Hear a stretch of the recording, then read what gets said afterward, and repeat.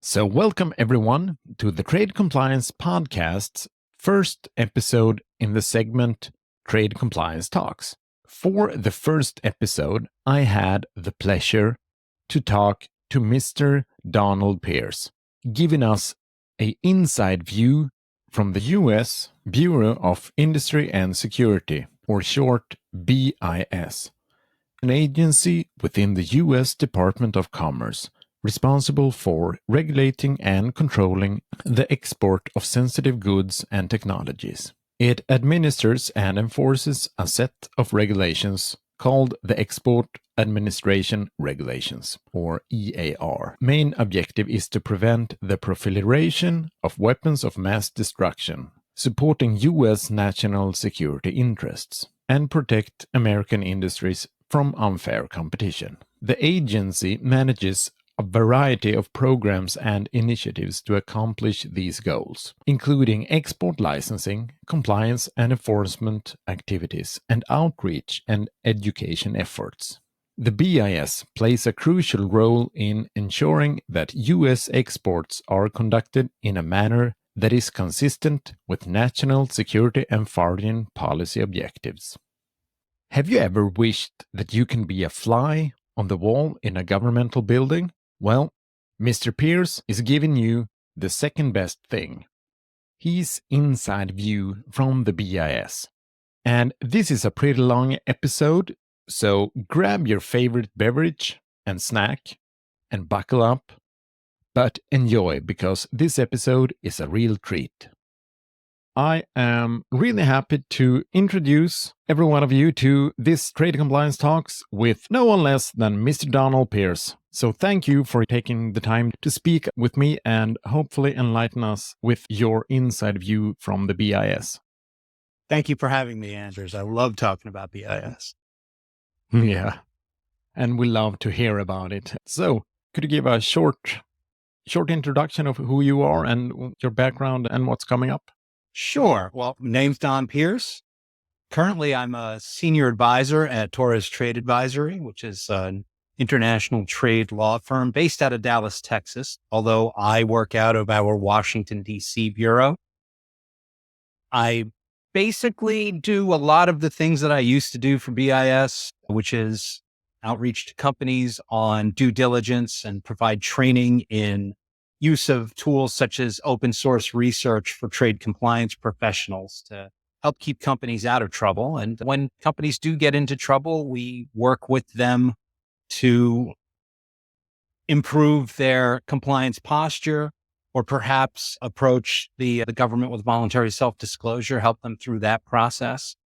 And the best part about that job, at least for a guy like me, is I get to see it from the other side of the fence, which for 23 years I stood wondering what it was like on that other side. My career started with the Bureau of Industry and Security way back in 1998 when it was still the Bureau of Export Administration. I was hired as a special agent in the New York field office. I had been working as a customs inspector prior to that. I was working on the outbound enforcement unit actually when the vacancy announcement came up and I got hired. So I've been doing export controls now for the better part of my federal career. And in those days, the field office was in Staten Island, New York, and we covered New York, New Jersey, and Pennsylvania, and did criminal investigations on violations of the export administration regulations. Some interesting notes from my field days in New York. I was one of the first BIS agents assigned to the Joint Terrorism Task Force, and that happened just after 9/11. And like pretty much every other federal investigator in the New York area and the Washington, D.C. area, was kind of scooped up in what was referred to in the FBI as the Pent Bomb investigation. I also worked on the investigation of the kidnapping and murder of Daniel Pearl while I was on the task force.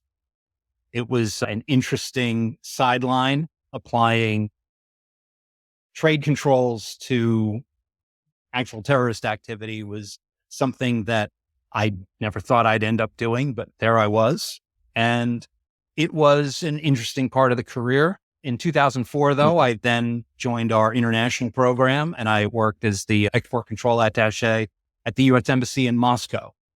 Another place I never thought I'd be was Russia. So that was a 3-year tour of duty where I conducted end-use verifications all throughout Russia. So I had an 11 time zone area of responsibility, which was fascinating. I've seen more of Russia than many Russians have.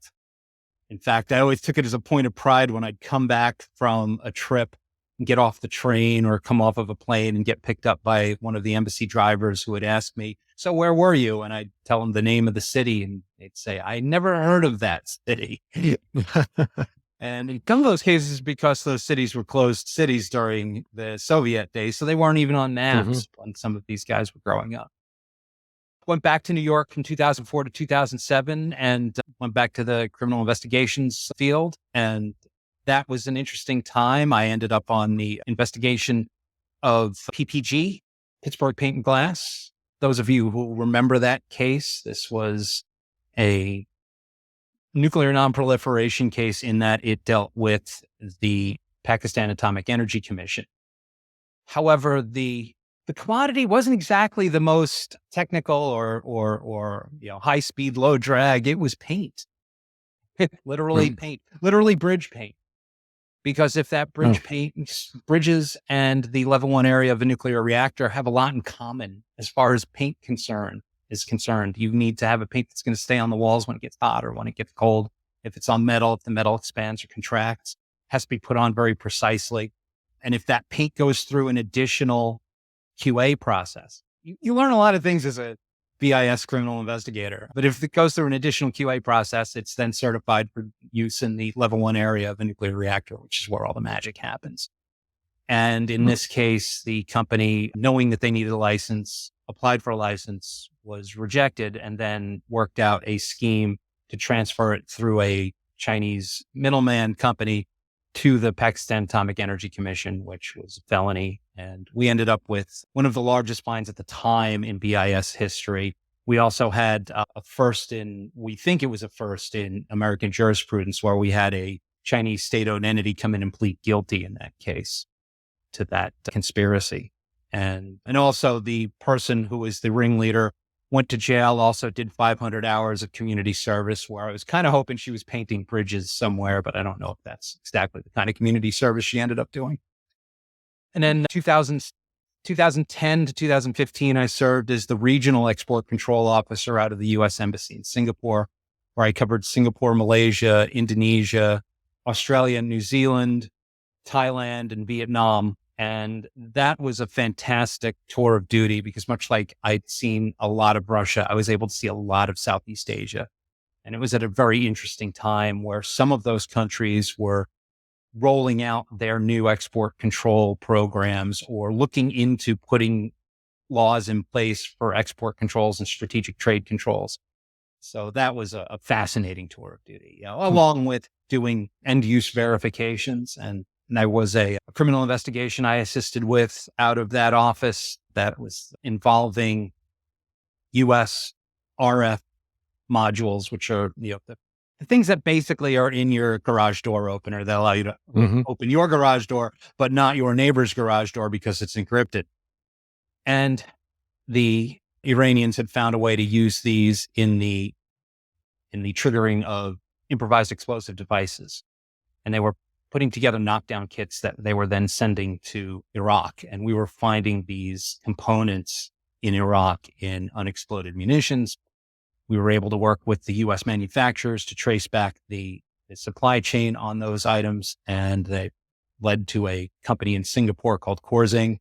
We were able to get 3 out of the 4 players in that company extradited to the United States to face charges. The Iranian ringleader is still in the wind, so there's a significant reward available. So if anybody wants to go and try to find that dude, let me know. I'll send you the wanted poster. A treasure hunt. Yes, there you go.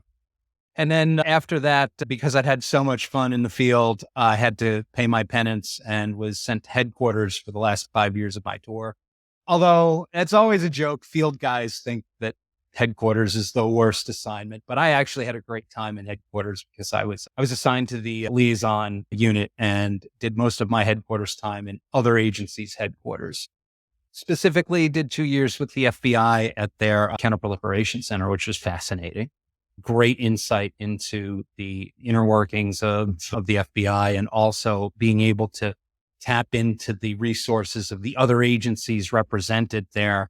I think we made a really big difference in how these cases get prosecuted and how they get investigated. And that on February 29th, 2020, with Leap Day, how do you not do this? I decided I had had enough fun and I retired. That was partially due to the fact that it was leap year, and also because as a criminal investigator, you can go out at 50. And I felt like I needed to change it up a little bit. I'd spent my entire adult life in the federal service, total of 31 years when you count my customs time. So it's time to try something new. And that something new was coming into the consulting world. And that's how I ended up at Torres. All right. Well, your experience with the BIS and also with the FBI, it sounds like you could base your experience to do a movie script on that one. So funny you should mention that. I was called by a journalist in Taiwan who was writing an article about the Export Control Officer program. BIS is shortly going to place a new Export Control Officer in Taiwan for the first time. And she'd found out that I was the first BIS Export Control Officer in Singapore. And I thought I was just going to give some quotes. And I got the article and had it translated. And it essentially was a profile of me.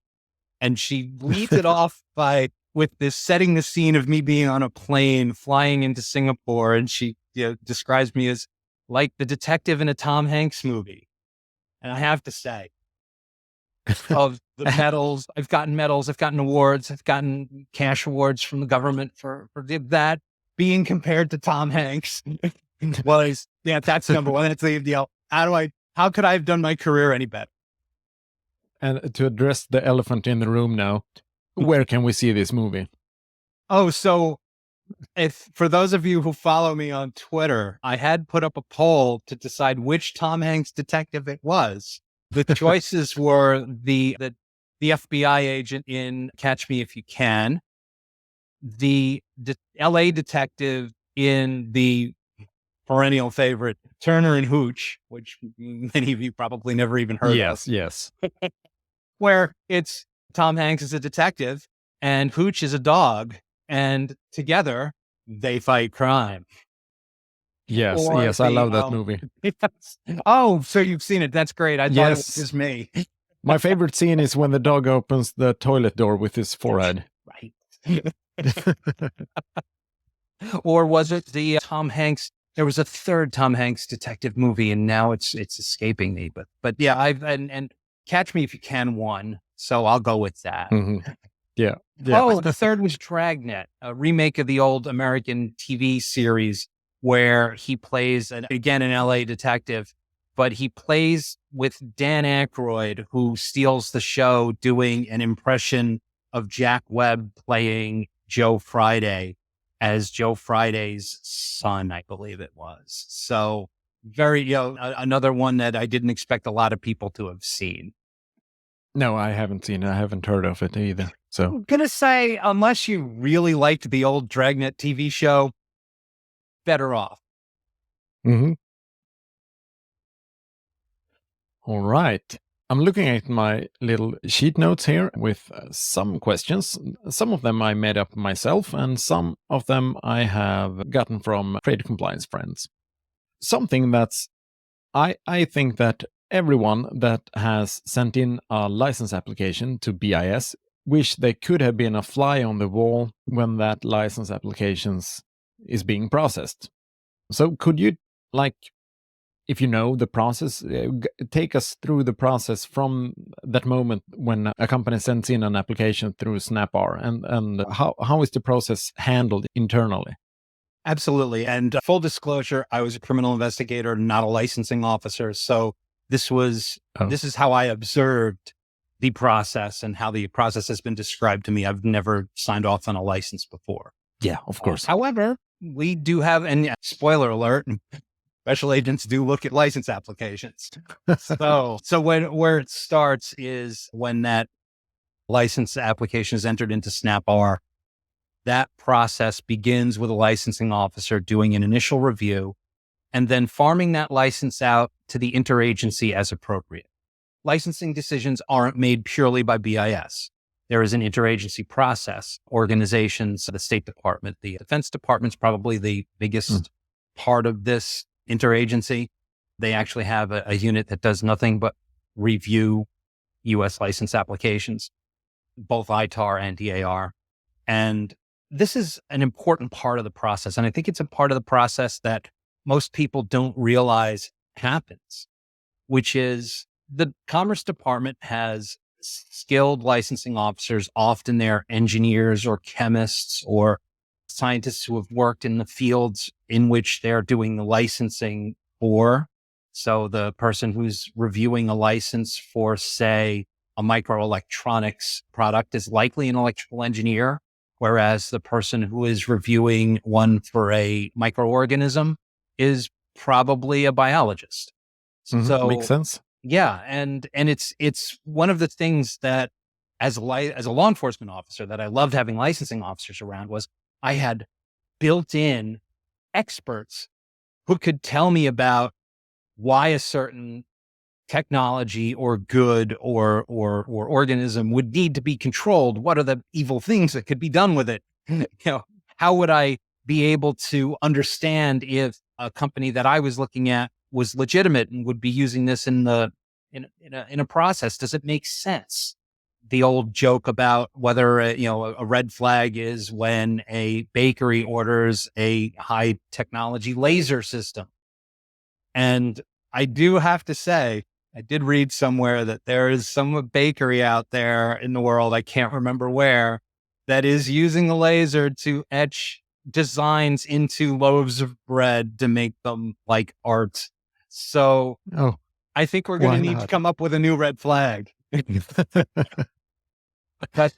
So that's an important part of the licensing process. Now, as well as being farmed out to the interagency for licensing purposes, BIS special agents have access to those license applications as well. And if a BIS agent is investigating a company, and they have a license application in, that agent can take a look at it. Now, here's the part that, again, many people don't realize or, didn't notice when they went to update and heard BIS talk about this, is that agent can chime in on that license application. So if the license application is for a company that they had recently did, say, an outreach visit with, and they realize that the company is fine, they have an excellent compliance program, and the technology that they're looking to license is appropriate for the end use and end user, hey, that's great. They can put in a recommendation to approve. Although most agents, like me, I will say guilty, would never use approve. We would always use consider on merits. So I'm not an engineer. But I don't know enough about the technology usually to make that kind of a decision. And besides that, the decision's really made by that licensing officer. So my reply would almost always be consider on merits, unless I felt there was something wrong with the license application. And in that case, I could go back to the licensing officer and have them ask the applicant questions about that use, about the end use, about the end user. How much do you know about the end user? Perhaps the reason I'm looking at that license application is because I'm looking at the overseas company and I suspect them of wrongdoing. Perhaps this license application mimics an attempt by, say, someone on the entity list to get a particular good or technology, and perhaps went away and found someone else to make the application for them, because obviously companies doing good due diligence, they're going to catch that. Like sanctions evasions. Bingo.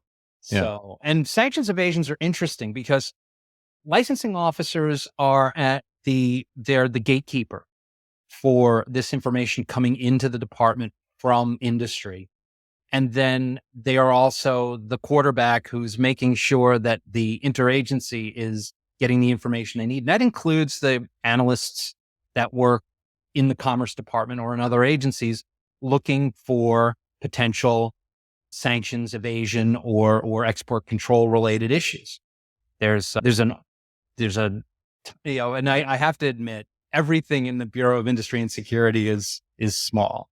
But there is a small office in export enforcement called the Office of Enforcement Analysis. And these are some of the smartest analysts on the planet. Many of them have come out of careers in either the military or in private sector doing analysis and wanted to come in because BIS is an interesting job. And what they're doing is they are literally checking the bona fides of companies without even having to talk to them. Just looking at the information that's available in the open source or in classified holdings or other places. In many cases, it's just analysts talking to analysts. Hey, have you ever seen something like this before? Oh, no, that's new. Or, oh, hey, yeah, I saw that a couple of months ago. You might want to look at this case or the report that we wrote.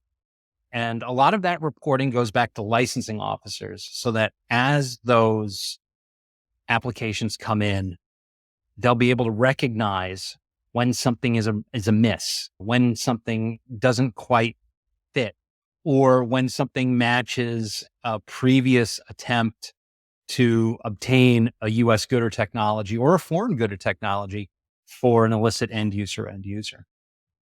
And I know the big question everybody's thinking now is, well, how long does it take?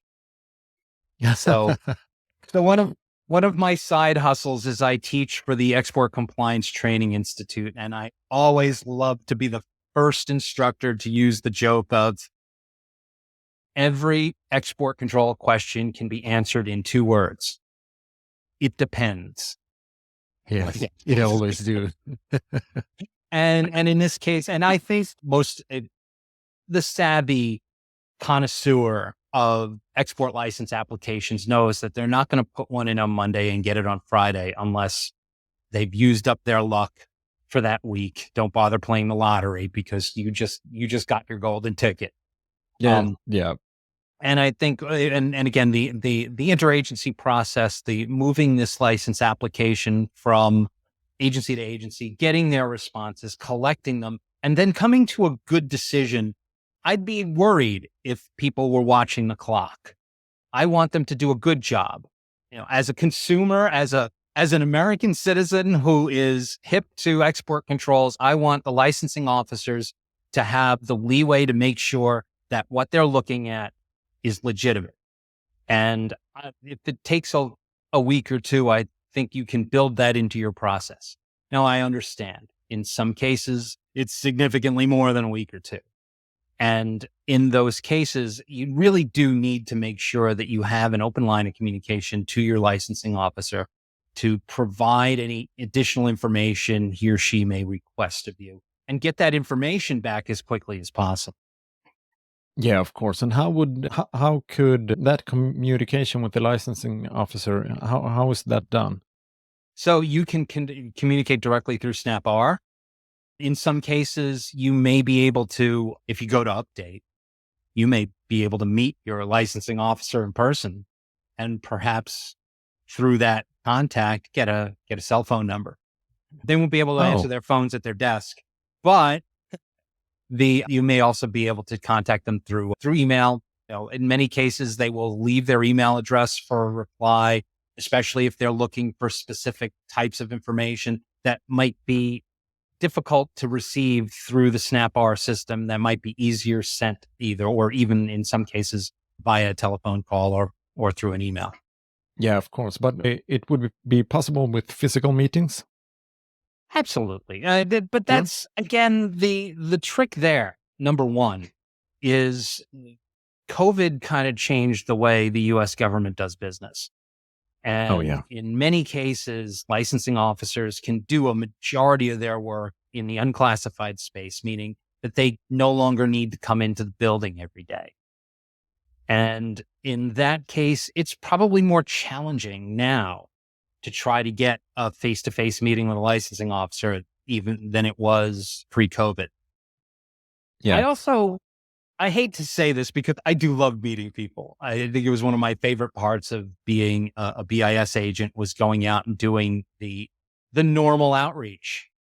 The, as we used to call it, flying the flag in the places in the area of response that we didn't get to very often. So we'd go up for a couple of days and do a bunch of outreaches and get to see where the magic happens. I mean, that was my favorite part of the overseas job was doing the end use verifications because I got to go and see where the item was and learn what it was doing.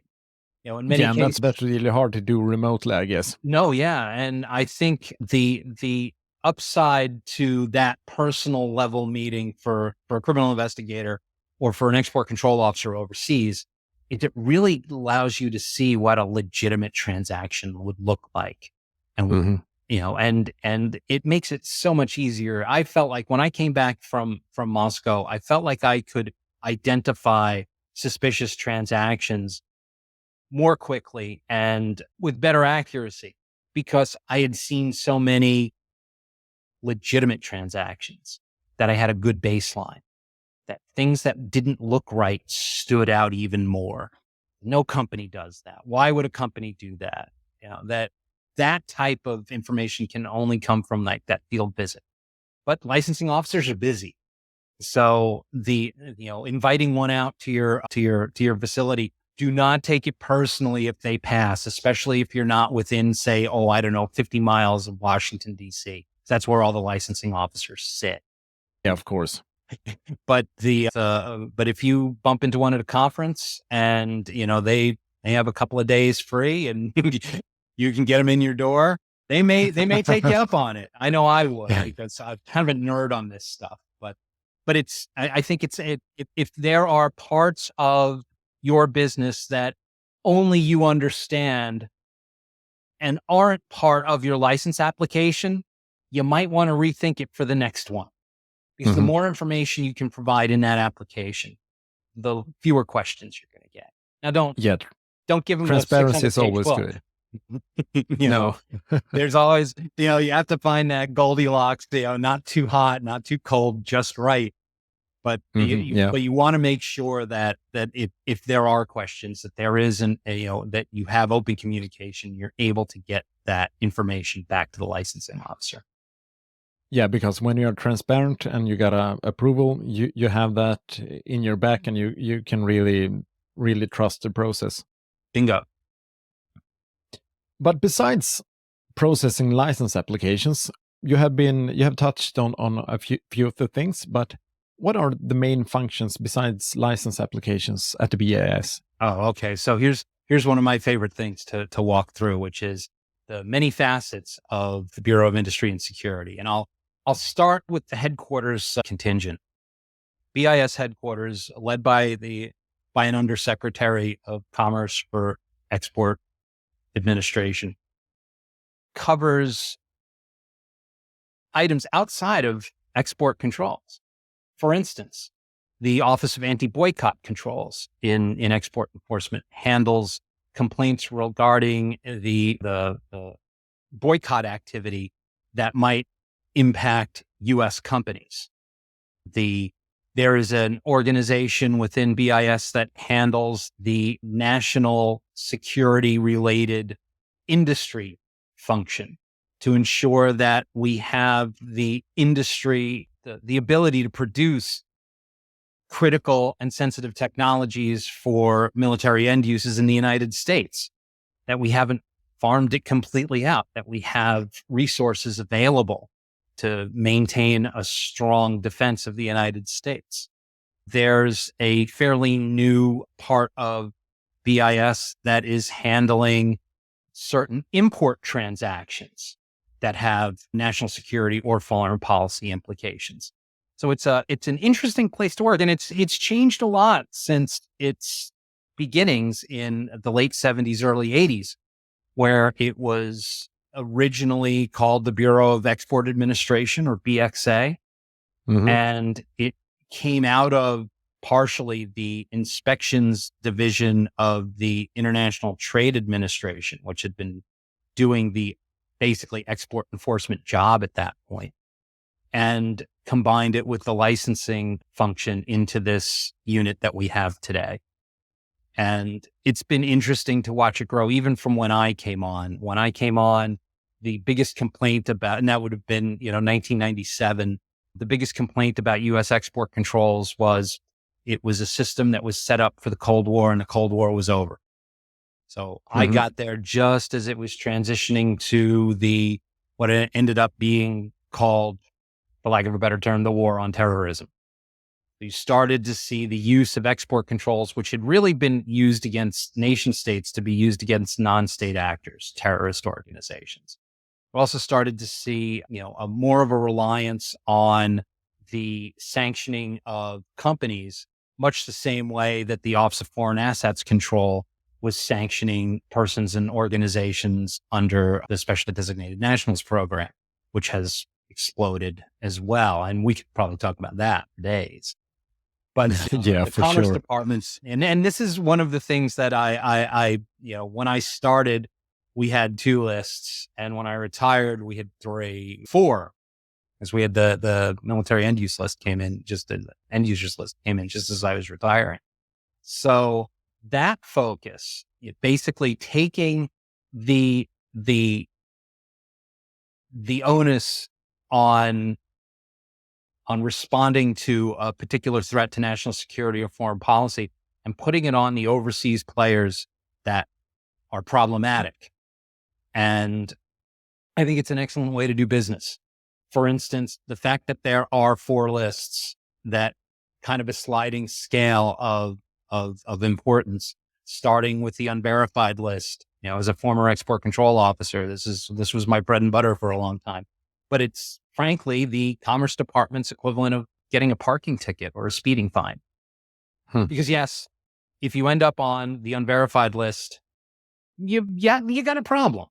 But your problem is significantly less than if you're on one of the other lists. First of all, because the only things that being on the unverified list, the only way you can get on the unverified list is to not cooperate in an end use verification check. Okay. So whether it be because you don't understand why an American government person wants to come and look at your widget, or if there's some other type of lost in translation misunderstanding, or in some cases, because you no longer have that thing, you've already given it to the terrorist organization or sent it to North Korea. Yeah, you're probably not going to want me to come in and poke around. No, So I most put you likely on this not. list. Yeah. Yeah. So you end up on this unverified list. And all it does is, and for a long time, all it did was put a requirement for a U.S. company to do enhanced due diligence before doing any trade with that company, and, define enhanced due diligence. A couple of years into that, though, we recognized that we needed to give this list at least some teeth.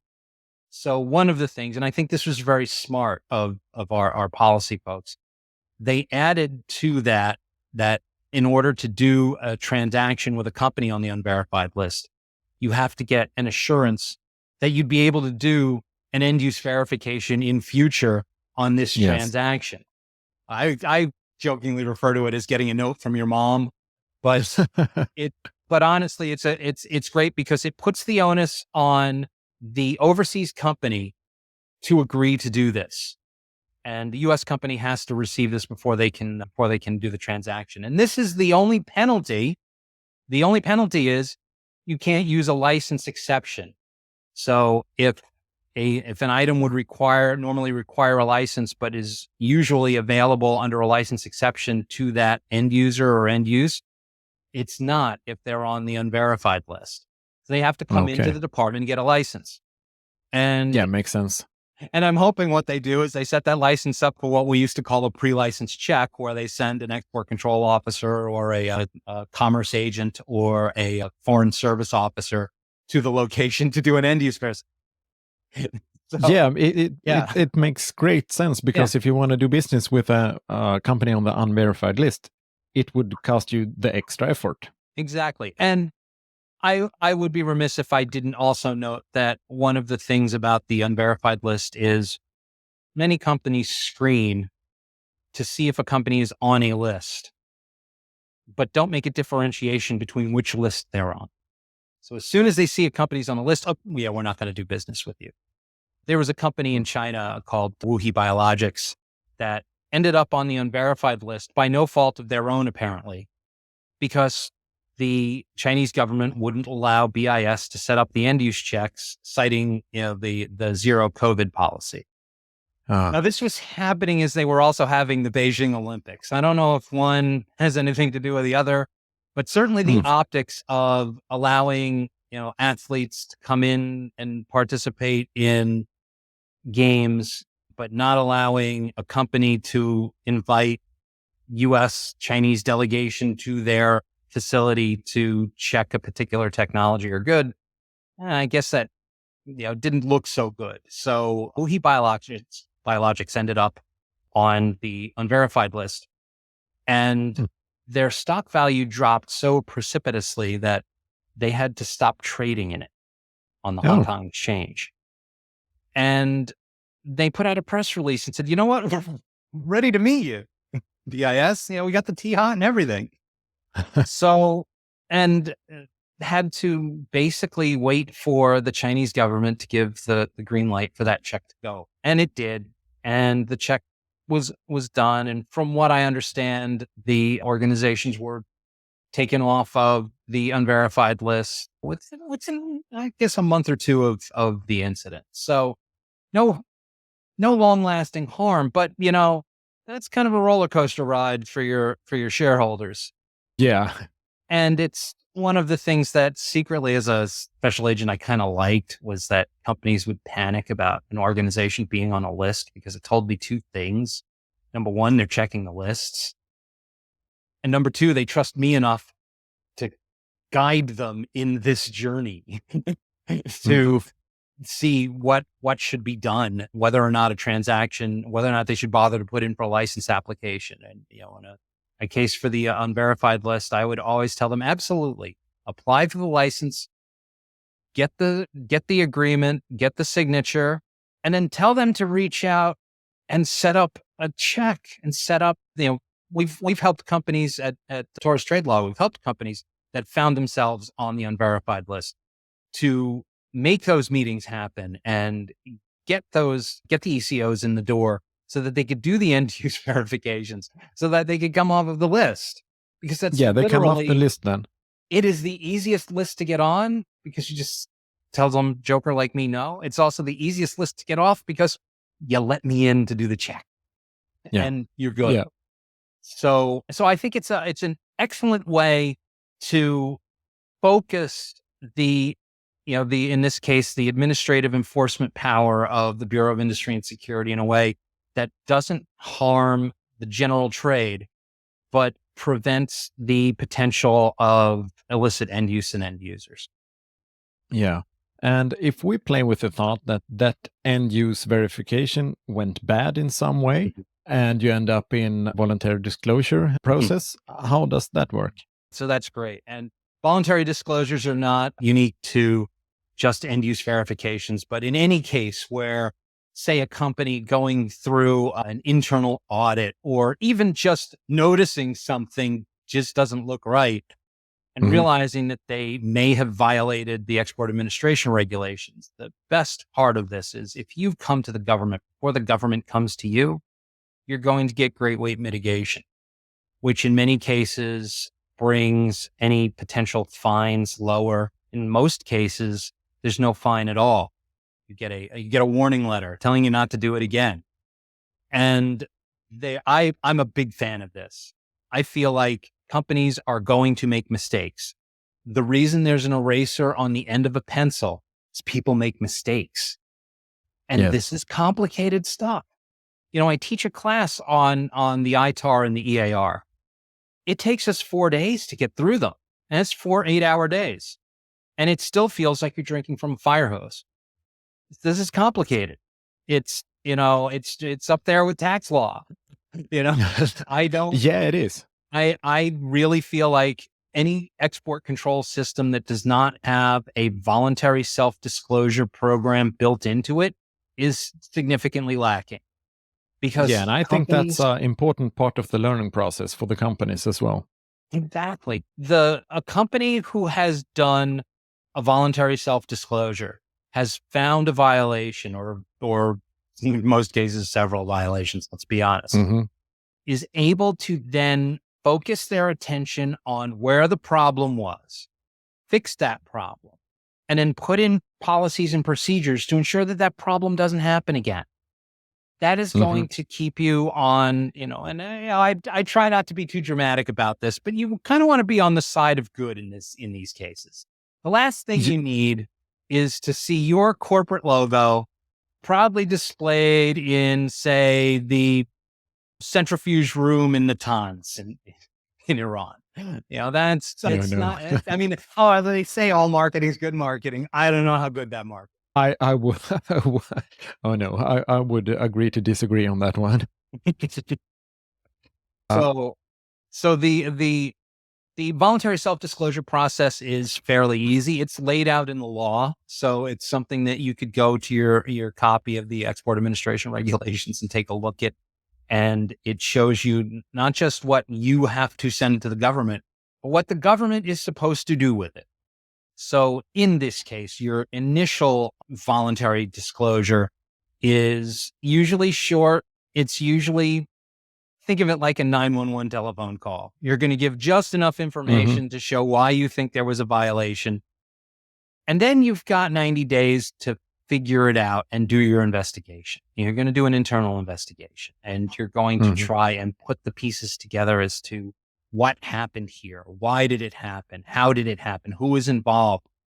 Was there intent here? Or was this just someone has always done it this way? Going back to my field days, there was a company that had a significant customer base in Canada. And that that relationship was one where they would send out raw material and it would be finished. And in some cases would just come back to the United States. And they did this on a very routine basis. And because of the fact that the materials were controlled elsewhere, they still needed to come in and go through the export clearance process in their SAP system, even though technically they didn't have to because there at the time there was no license requirement for these materials going to Canada. Mm. And the values and trade routes meant that they didn't even have to file the traditional shipper's export declaration, which has now been replaced by electronic export information or EEI. So someone in the IT department said, well, we don't need this step then. Now, the problem is sometimes the Canadian middleman company would send those materials overseas to be machined. Mm. That needs to be reviewed. Mhm. But Yeah. since the transaction was going to Canada, which the IT people had turned into the 51st state, no one was reviewing them. And Mm. once they by the time they caught this, there were over 100 transactions, some of them to countries where licenses would have been required. And in several cases where those licenses would have been denied. And in at least one case where the ultimate destination was on the entity list. Oh, Voluntary self-disclosure, though. So they yeah. did get that great weight mitigation. Now, it made that fine significantly lower. It was still kind of a high fine, I have to admit. I felt a little bad because, I had a good relationship with the person who had filed, and I felt like, hitting them with almost $1 million in fines felt kind of weird. But the potential fines were significantly higher, and they were very happy with their outcome. And the best part of that story, I've always said, is they were able to then explain not just to the folks involved in sales, which is where, kind of the misconception is it's always the sales guy who's making the mistake. A lot of salespeople are really hip to export controls because if you understand where you can sell without a license, you can put more of your effort into places where you're going to be able to get quicker turnaround. Mhm. So if you understand the regs, you can be a better salesperson. And in this case, their IT people became conversant in US export controls for the technologies that this company worked in, which is, I think, rare. I don't know many IT people that understand U.S. export control regulations. But this company felt it was important enough that they wanted to make sure that the people who were going to make decisions about how that ERP system was deployed should understand how the export control laws work. And I think that's great because I'm a nerd on this stuff. I guess you could call me an export controls evangelist. I want the big tent thing where everybody comes in and learns about the EAR. And I feel like, if you're IT, if you have someone in IT who understands this, you don't need to have everybody, but at least one person who can go, you know what? We probably don't want to change the system that way because we're going to run into problems with regards to export controls. I feel the same way about companies that do research and development. There should be at least one person in the lab that understands this. I think the problems occur when there's not someone who at least understands that these laws exist and that there's probably someone who knows more about them that they can get advice from. More problems happen because they don't have that kind of access. Yeah, of course, because when you invent something, you never know when it's listed on the CCL or USML. Or even if you're inventing something, that's a great point because design intent is a huge part of export controls.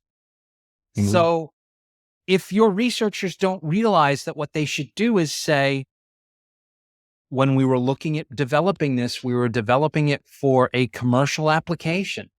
And then we realized it might be good for a defense application. It's not automatically ITAR. Or bad case scenario, they design it specifically for that military end use or end user and then want to deploy it in a commercial setting. They may still be under ITAR because of that design intent. So having the people who are doing these designs or doing this research understanding the difference can make a big difference later for whoever it is who needs to handle this from an export control perspective. Yeah, because if you are a laser manufacturer and you invent laser for, say, bread engraving, mm-hmm. and you did your job so good that that laser actually could be sold as part of a military system. I always used to make the joke when I went to a laser company: is the laser shark mountable? And I always got the laugh. And in this case, could that bread laser be mounted to a shark? These are the questions that need to be asked.